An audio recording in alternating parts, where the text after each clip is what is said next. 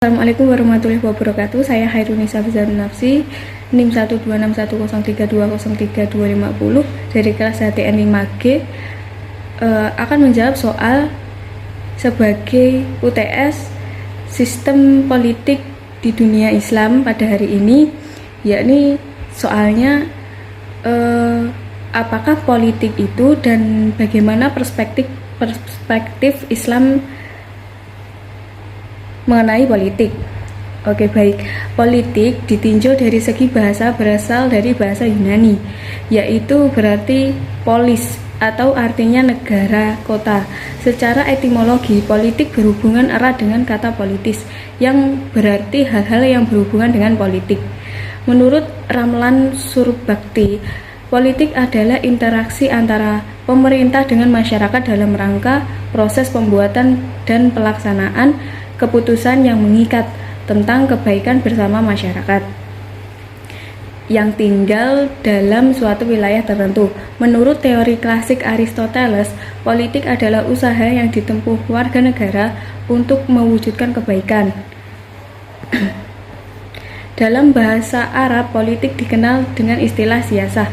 Jadi, asalnya makna siasah atau politik tersebut diterapkan pada pengurusan dan pelatihan pengembalaan. Lalu kata tersebut digunakan dalam pengaturan urusan-urusan manusia. Dan pelaku pengurusan urusan-urusan tersebut dinamai politikus atau siasiyun. Jika yang dimaksud politik adalah siasah, yakni mengatur segala urusan umat, maka Islam sangat menekankan pentingnya siasah. Dalam urusan Islam pun, politik mendapat kedudukan dan tempat yang hukumnya bisa menjadi wajib. Para ulama kita terdahulu telah memaparkan nilai dan keutamaan politik. Imam Al-Ghazali menyatakan bahwa dunia merupakan ladang akhirat. Agama tidak akan menjadi sempurna kecuali dengan dunia. Memperjuangkan nilai kebaikan agama itu takkan efektif kalau tak punya kekuasaan politik. Kasarannya begitu. Memperjuangkan agama adalah saudara kembar dari memperjuangkan kekuasaan politik.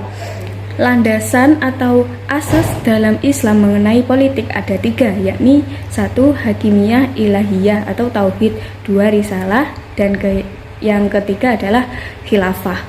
Oke, yang pertama 1. Tauhid, yaitu kedaulatan hukum tertinggi dalam sistem politik Islam hanyalah hak mutlak Allah. Tidak ada selain Allah. Yang kedua, risalah adalah kerasulan 25 nabi mulai dari Nabi Adam sampai Nabi Muhammad yang mewakili kekuasaan Allah dalam hal perundungan hidup manusia. Yang ketiga ada khalifah. Kedudukan manusia di atas muka bumi ini adalah wakil Allah. Maka manusia dikehendaki melaksanakan keterwakilannya dengan batas-batas yang sudah ditetapkan. Apakah mengamini? Menurut saya iya, karena jika yang dimaksud mengatur segenap urusan umat, yakni salah satunya adalah politik, maka ya tentu Islam mengamini atau setuju dengan adanya politik tersebut. Penawaran prinsip Islam tentang politik yang berbeda dengan yang lainnya adalah 1. Prinsip kedaulatan. Kedaulatan tertinggi